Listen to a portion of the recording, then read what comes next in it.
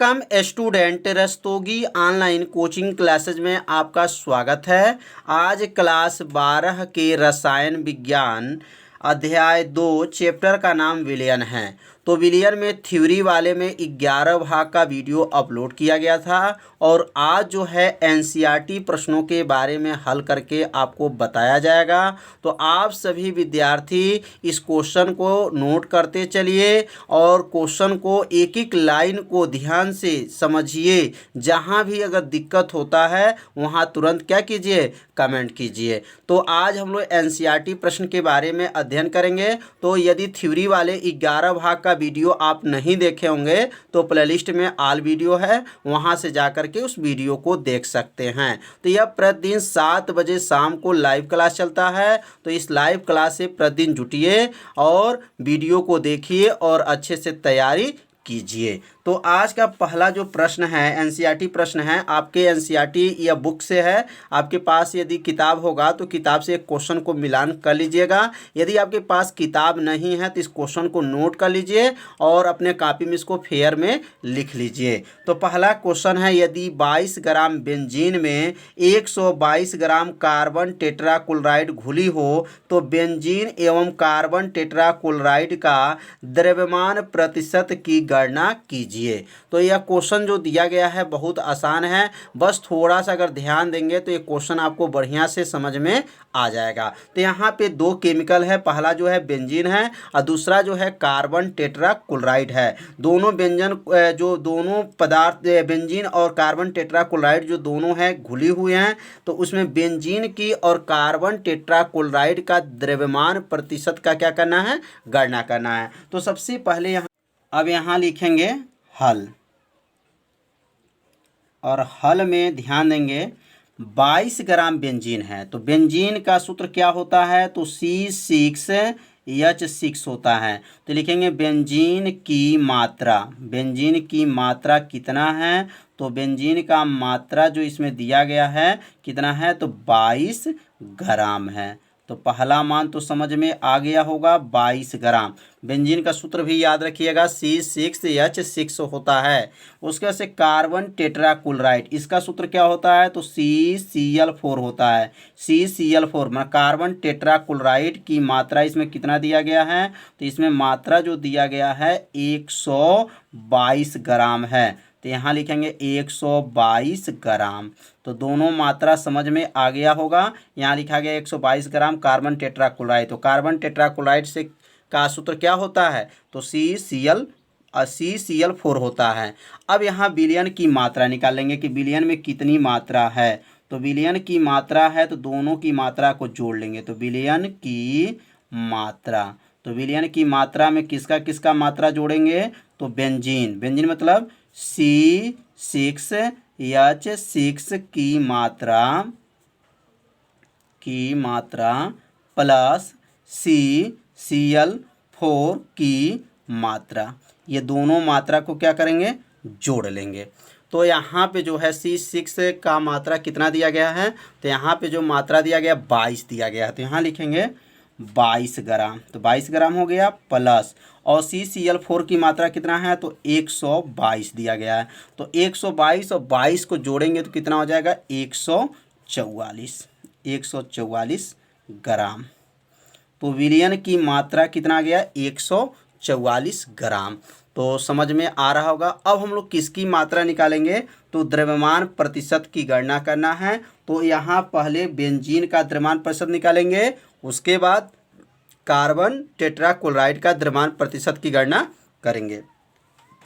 यहाँ लिखेंगे अब बेंजीन का द्रव्यमान प्रतिशत का सूत्र अब यहाँ लिखेंगे, बराबर कर लेंगे।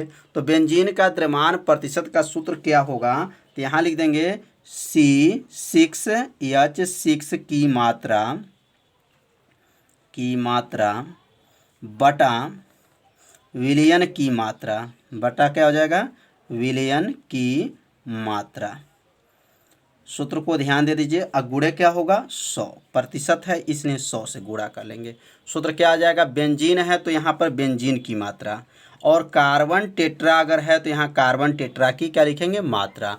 अब यहाँ मान को भर देंगे। तो अब यहाँ जो मान जो दिया गया C6H6 की मात्रा कितना है, तो मात्रा 22 ग्राम है, तो इसके जगह पे लिखेंगे 22 बटा कर लेंगे।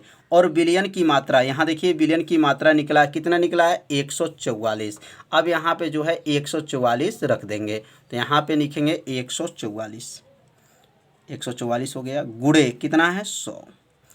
अब ये किसका मात्रा है, तो ये बेंजीन का मात्रा है, उसके बाद से और यह क्या हो जाएगा आपका 100 हो जाएगा, बटा विलयन की मात्रा 144, 100 में 22 का जब गुणा करेंगे तो ये हो गया 2200 बटा बटा हो जाएगा। अब बटा में क्या लिखेंगे नीचे, 144, बटा में क्या हो जाएगा 144। अब 144 से जो है भाग करेंगे, किस में भाग करेंगे, 2200 में। तो भाग देने पे कितना आ जाएगा, तो 15.28%, यही क्या हो जाएगा, आंसर हो जाएगा। तो आप लोग भी भाग दे करके चेक कर लीजिएगा 15.28% आया कि नहीं आया। तो बेंजीन का द्रव्यमान तो समझ में आ गया होगा। अब हम लोग सीखेंगे कार्बन टेट्रा का। अब इसका सूत्र लिखेंगे, तो carbon tetra chloride, carbon tetra chloride का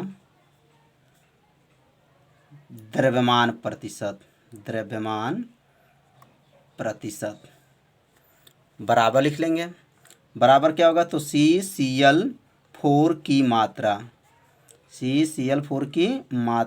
बटा क्या होगा, विलयन की मात्रा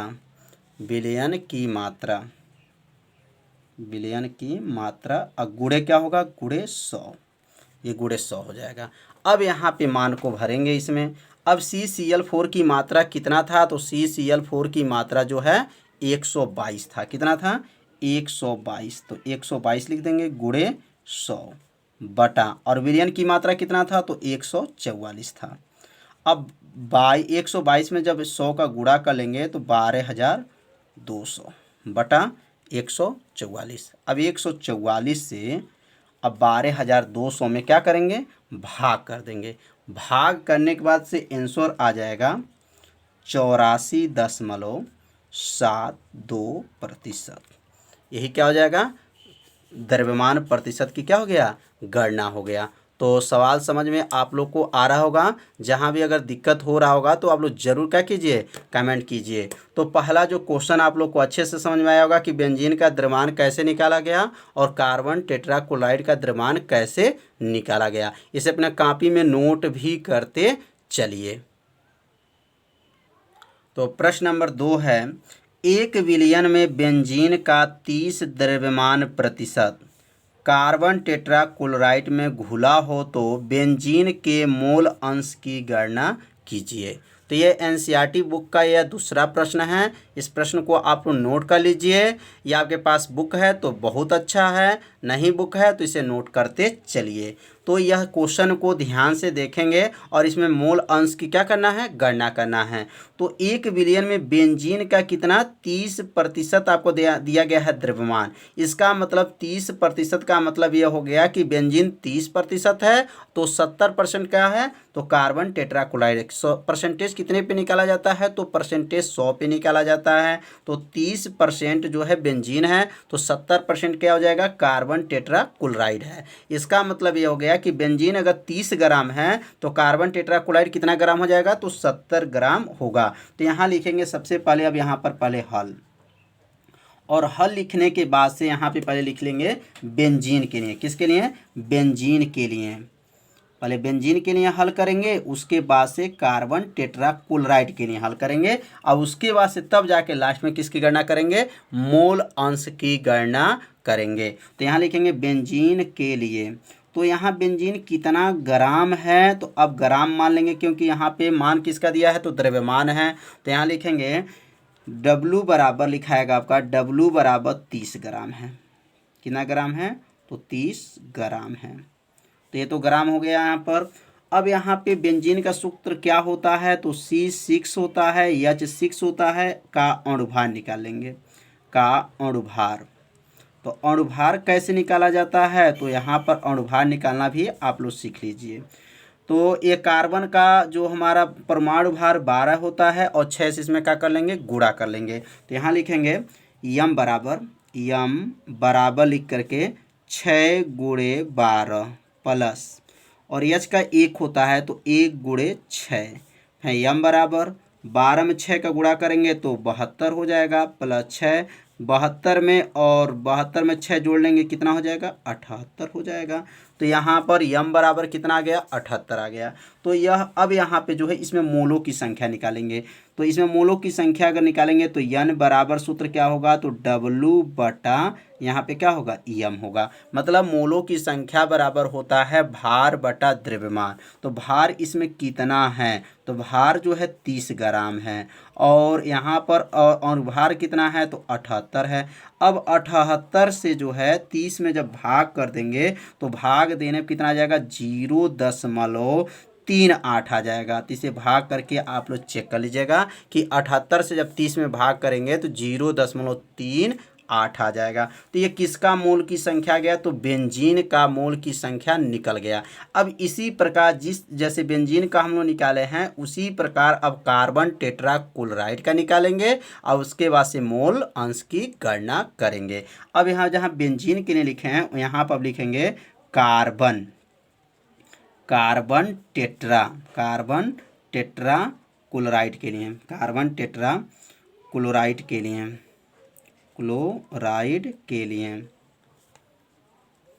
के लिए तो कार्बन टेट्रा जो है क्लोराइड के लिए जब निकालेंगे तो यहाँ पे क्या लिखेंगे, अब जैसे यहाँ डब्लू क्या लिखे हैं, 30 ग्राम। तो इसी तरह यहाँ कार्बन टेट्रा आपका जो है ये कितना ग्राम है, तो 70 ग्राम है। कितना ग्राम है, 70 ग्राम है, क्योंकि 30% जो दिया गया है यहाँ पे 30% देखिए द्रव्यमान दिया गया क्वेश्चन में।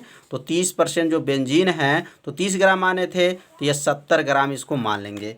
यहाँ पे जो है टेट्रा, अब जो है यहाँ पे लिखेंगे अब भार, W बराबर कितना मानेंगे, अब W बराबर हो जाएगा 70 ग्राम। 70 ग्राम हो गया, W कितना हुआ, तो 70 ग्राम हो गया।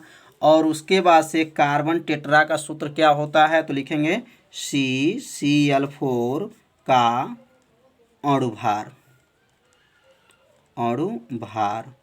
तो यहाँ पे C का जो है अणुभार किसे दिखाएंगे, ये W जो है बड़ा W से दिखाइएगा, क्योंकि ऊपर हम लोग छोटा W माने थे तो अब ये बड़ा W हो जाएगा। और यहाँ जो है अणुभार जो है बड़ा M से मानेंगे। तो C का क्या होता है, तो C का जो होता है 12 होता है, C का परमाणु भार 12। और Cl का क्या होता है, तो 35.5 होता है, और गुणे 4 से इसमें गुणा कर लेंगे। अब क्या हो जाएगा, तो यम बराबर 12 प्लस, अब 35.5 के गुणा जो है कितने बार करेंगे, तो 4 बार करेंगे तो 142 आ जाएगा। इसका गुणा करके देख लीजिएगा 142 आएगा। तो यम बराबर 12 में जब 142 जोड़ लेंगे तो 100 बराबर 154 हो जाएगा। अब यम का क्या नाम था, तो अणुभार हो गया, और डब्लू का नाम क्या हो गया, भार हो गया। अब यहाँ पे मोलों की संख्या की गणना करेंगे। तो यन बराबर सूत्र हो जाएगा W बटा यम, मतलब भार बटा अणुभार। तो यन बराबर डब्लू, तो डब्लू का मान कितना है, तो डब्लू का मान 70 है बटा, और अणुभार का मान इसमें कितना है, तो अणुभार का मान 154 है। तो 154 रख देंगे। अब 154 से जब 70 में भाग करेंगे तो भाग देने पर आ जाएगा 0.45। कितना आएगा, 0.45।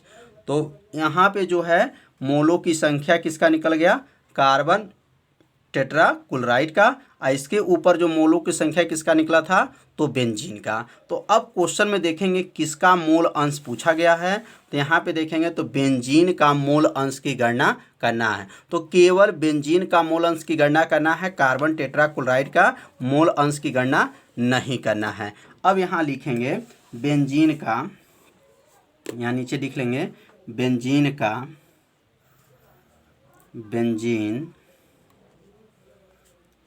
का मोल अंश। तो बेंजीन का मोल अंश का सूत्र क्या होगा, तो मोल अंश का सूत्र हो जाएगा बराबर N बटा यन प्लस यन। यह जो सूत्र जो है अभ्यास में बताया गया था। तो अभ्यास आप देखे होंगे तो मोल प्रभाज्य का या मोल अंश का सूत्र आपको याद होगा। यन बटा यन प्लस क्या होता है, यन होता है। अब यहाँ मान को रख देंगे। अब यन का मान कितना निकला था, तो यन का मान जो निकला था 0.38 निकला था। बटा जाएंगे और यन का मान फिर लिखेंगे आपका 0.38 यहाँ नोट करेंगे प्लस, और यहाँ लिखेंगे 0.45। तो यह मान किसका नोट कर लेंगे, यह जो मान है बड़ा यन का मान, माने यह विलायक के मोलों की संख्या और यह विलय के मोलों की संख्या को नोट कर लेंगे। अब उसके बाद से क्या होगा, बराबर करेंगे 0.38 को यहाँ नोट करेंगे, बटा करेंगे। अब ये दोनों को क्या करेंगे, जोड़ लेंगे। तो जो दोनों को जब जोड़ेंगे तो ये आ जाएगा 0.83। कितना आ जाएगा, 83 हो जाएगा। अब ये दोनों का दशमलव आपस में क्या है, बराबर है। तो यहाँ पे दोनों का दशमलव आपस में क्या है, बराबर है। तो दशमलव को हटा देंगे तो क्या हो जाएगा आपका 38/83। अब 83 में जब 38 का भाग कर देंगे तो भाग देने पे जितना आंसर आ जाएगा 0.457। यही जो आंसर जो आया ये किसका मान आ गया, तो बेंजीन का मोल अंश का मान निकल गया। तो मोल अंश की गणना बहुत आसान था। पहले बेंजीन के लिए किसका संख्या निकालना है, मोलों की संख्या, और उसके बाद से कार्बन टेट्राक्लोराइड का जो है उसका मोलों की संख्या निकाल करके और इसमें सूत्र में भर देंगे, भर करके हल कर देंगे, आंसर हो जाएगा। तो प्रश्न नंबर 2 आपको अच्छे से समझ में आ गया होगा। अब हम लोग सीखेंगे प्रश्न नंबर 3। तो प्रश्न नंबर 3 है, निम्नलिखित प्रत्येक विलयन की मोलरता की गणना कीजिए। तो यहाँ पर मोलरता की गणना करना है। इसमें 2 क्वेश्चन है। तो पहला क्वेश्चन दिया गया क 30 ग्राम CO कोष्टक में NO3/2 और यहाँ पर दिया गया आपका 6H2O और यहाँ दिया गया 4.3 लीटर विलयन में क्या है, घुला हो। तो यहाँ पे जो है 30 ग्राम जो मात्रा दिया गया है क्या है, CO कोष्टक में NO3 का होल ट्वाइज इंटू क्या हो जाएगा, इंटू 6H2O। तो यहाँ पे और लीटर कितना आयतन कितना दिया गया है, तो 4.3 लीटर जो है आयतन विलयन में क्या हुआ है, घुला है। तो यहाँ सबसे पहले लिखेंगे हल और हल में नोट करते चलेंगे क्रमशः। पहला जो मान दिया गया है वह भार दिया गया है। तो W बराबर क्या लिखेंगे, W बराबर जो दिया गया है 30 ग्राम, पहला मान नोट कर लेंगे। अब इसका अणुभार निकालेंगे। तो यहाँ नीचे लिखेंगे यहाँ पर CO कोष्टक में NO3/2 यहाँ पे 6H2O का अणुभार। तो अणुभार कैसे निकाला जाता है, यहाँ पे थोड़ा सा ध्यान दीजिएगा। अणुभार बराबर कर दे रहे हैं। CO मतलब कोबाल्ट का अणुभार कितना होता है, तो 59 होता है, प्लस यहाँ पे लिखेंगे। अब यहाँ देखिए 2 है तो इसलिए यहाँ 2 आगे पहले लिख लेंगे। और N का कितना होता है, तो N का 14 होता है, प्लस O का कितना होता है, तो 16 होता है। तो 16 × 3 फिर प्लस 6 और H2O को कितना होता है, तो H2O को 18 होता है। माने पानी का अणुभार कितना होता है, तो 18 होता है, बराबर कर लेंगे। अब 59 यहाँ लिख देंगे प्लस 2 फिर यहाँ लिखेंगे 14 प्लस 16 48 कोष्टक बंद करेंगे प्लस और 16 और 18 में जब 6 का गुणा करेंगे तो 108। फिर इसके बाद से आगे बढ़ेंगे 59 प्लस 2 और 48 और 14 जो जोड़ लेंगे तो ये कितना हो जाएगा 62 प्लस 108। तो समझ में आ रहा होगा। जहाँ भी दिक्कत हो क्या कीजिएगा, कमेंट जरूर कीजिए। अब ये क्या होगा, बराबर कर लेंगे। फिर यहाँ लिखेंगे 59 प्लस, अब 2 से इसमें गुणा करेंगे तो 124 प्लस 108। अब ये तीनों को जब जोड़ेंगे तो 291। तीनों जोड़ने पर कितना आ जाएगा, यहाँ 108 124 और 59 जोड़ेंगे 291 आ जाएगा। और अणुभार किससे दिखाते हैं, तो यम से। तो यम का मान जो है आ गया 291। 91। अब 91 हो गया और इसके बाद से आयतन देखेंगे तो 4.3 जो लीटर जो है आयतन है। तो आयतन किससे प्रदर्शित करते हैं तो V से। V बराबर 4.3 लीटर आयतन है। किसकी गणना करना है तो मोलरता की गणना करना है। अब यहाँ मोलरता का जो है सूत्र लिखेंगे। मोलरता बराबर प्रश्नवाचक कर लीजिए। मोलरता बराबर प्रश्नवाचक मतलब मोलरता पूछा जा रहा है। अब मोलरता का सूत्र क्या होता है यहाँ पे नोट करेंगे। तो मोलरता का सूत्र होता है बराबर W/m/V। ये सूत्र होता है, याद रख लीजिएगा। मोलरता का सूत्र क्या होता है W/ क्या होता है m/V होता है। अब यहाँ W का मान रख देंगे तो यहाँ W का जो मान रखेंगे बराबर कर लेंगे पहले। अब W का मान कितना है तो W का मान देख लेंगे कितना ग्राम था तो 30 ग्राम था। कितना था तो 30 ग्राम था, तो यहाँ 30 रख देंगे, बटा कर लेंगे। यम का मान जो है, यम का मान कितना है तो यम का मान 291 है, 291 गुणे कर लेंगे। और आयतन कितना है तो 4.3 लीटर है। तो ये मान को रखे हैं, समझ में आ रहा होगा। ये 30 कहाँ से आया तो W का मान, ये यम का मान, ये V का मान। फिर हम बराबर करेंगे, यहाँ पे 30 लिखेंगे, फिर हम बटा करेंगे, दोनों का क्या करेंगे गुणा करेंगे। तो दोनों का जब गुणा कर लेंगे तो गुणा करने पर आएगा 1251.3। गुणा करके आप लोग भी चेक कर सकते हैं 1251.3। अब इससे जो है 30 में जब भाग कर देंगे तो कितना आ जाएगा 0.0239। या लगभग में हम लोग क्या लिख सकते हैं, लगभग में लिख सकते हैं 0.02, यहाँ लिख सकते हैं 4 लगभग में। तो यहाँ क्या हो जाएगा मोल, इसका मात्रक क्या होगा मोल प्रति लीटर। आगे आंसर कितना आसान है। तो क्वेश्चन समझ में आ रहा होगा। बस जानते हैं क्या ध्यान देना है, पहले क्वेश्चन को पढ़िए और क्वेश्चन में क्या दिया है पहले उसको नोट करिए और उसका फार्मूला क्या होता है, और नोट करने के बाद उसका मान भरिए और मान भर करके हल कर लीजिए। तो अब इसका ख क्वेश्चन को जानेंगे। तो ख क्वेश्चन है 30 ml 0.5 मोलरता H2 0.5 मोल है आपका H2SO4 को 500 ml तनु करने पर। तो यहाँ ध्यान से देखेंगे। अब यहाँ 30 ml को जो H2SO4 को 500 ml में क्या करने जा रहे हैं तनु करने जा रहे हैं। तो तनु का मतलब एक विलयन को दूसरे विलयन में क्या करने जा रहे हैं बदल रहे हैं। तो जब बदलेंगे तब उसमें मोलरता की क्या करना है गणना करना है। तो कैसे गणना करेंगे तो एक एक लाइन इसको भी अच्छे से समझेंगे कि यहाँ पे पहला जो विलयन है तो यहाँ लिख देंगे, यहाँ पे पहले हल, और हल लिखने के बाद से यहाँ लिखेंगे विलयन। जो विलयन जो हमारा पहला बना है विलयन उसको कहेंगे 1। विलयन 1 को बदलेंगे किस में विलयन 2 में। यहाँ विलयन 2 में बदलेंगे विलयन 2। कैसे पता चल रहा है क्योंकि ये H2SO4 को किसमें 500 ml तनु करने पर। तनु का मतलब एक विलयन से दूसरे विलयन में हम लोग क्या कर रहे हैं बदल रहे हैं। तो यहाँ बदलने का जो नियम क्या होता है तो मोलरता समीकरण का प्रयोग करेंगे और मोलरता समीकरण के माध्यम से इस क्वेश्चन को क्या करेंगे हल करेंगे। अब यहाँ विलयन पहला में कितना ml है तो यहाँ लिखेंगे पहला में 30 ml है। तो कितना ml 30 ml हो गया। और उसके जो हमारा मोल है कितना दिया गया 0.5 यहाँ पर m दिया गया है। उसके बाद से यहाँ पे जो दिया गया है तो यहाँ पे कितना ml है तो 500 ml है। दूसरा विलयन जो है कितना मोल ml है तो 500 ml है। और इसमें जो है मोलरता की गणना करना है। तो यहाँ लिखेंगे यम, आपको लिख देंगे कि इसमें यम मान लिया गया, इसमें मोलरता की गणना में यम मान लिया गया।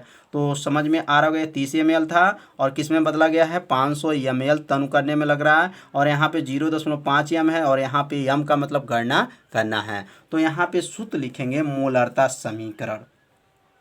मोलरता समीकरण का सूत्र क्या होता है तो मोलरता समीकरण बराबर लिख लेंगे मोलरता समीकरण तो मोलरता का समीकरण होता है m1 v1 बराबर m2 v2 होता है।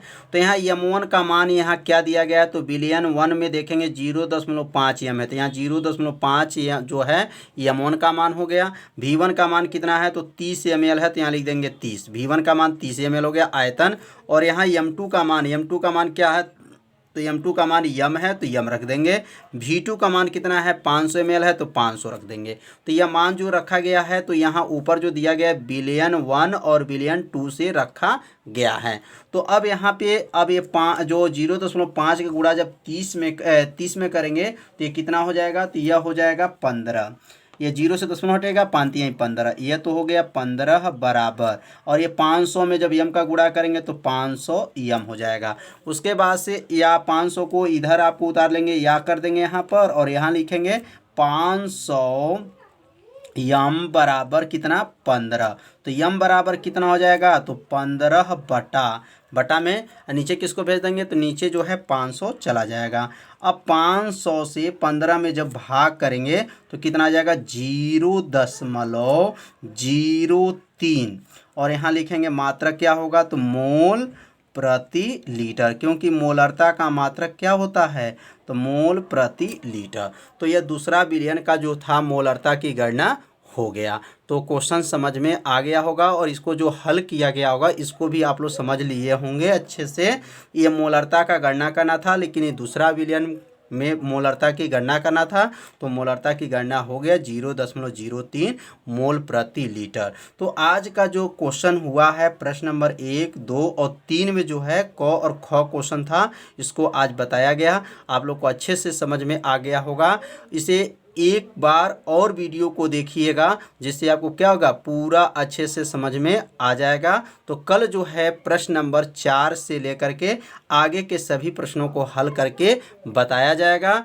तो आप लोग वीडियो को लाइक भी करते रहिए, और चैनल को अगर आप पहली बार आए हैं मेरे चैनल पर, तो चैनल को क्या कर लीजिए, सब्सक्राइब कर लीजिए, जिससे कोई भी वीडियो को हम अपलोड करेंगे तो उसका मैसेज तुरंत आपके पास क्या होगा, पहुंच जाएगा। तो कल शाम को 7 बजे लाइव क्लास देखना न भूलिए, क्योंकि ये न्यूमेरिकल एनसीईआरटी का चल रहा है, और बहुत ही ये महत्वपूर्ण एनसीईआरटी, जो महत्वपूर्ण एनसीईआरटी न्यूमेरिकल है, अपने कॉपी में नोट करिए, अच्छे से इसको तैयार करिए। तो कल मिलते हैं, तब तक के लिए नमस्कार।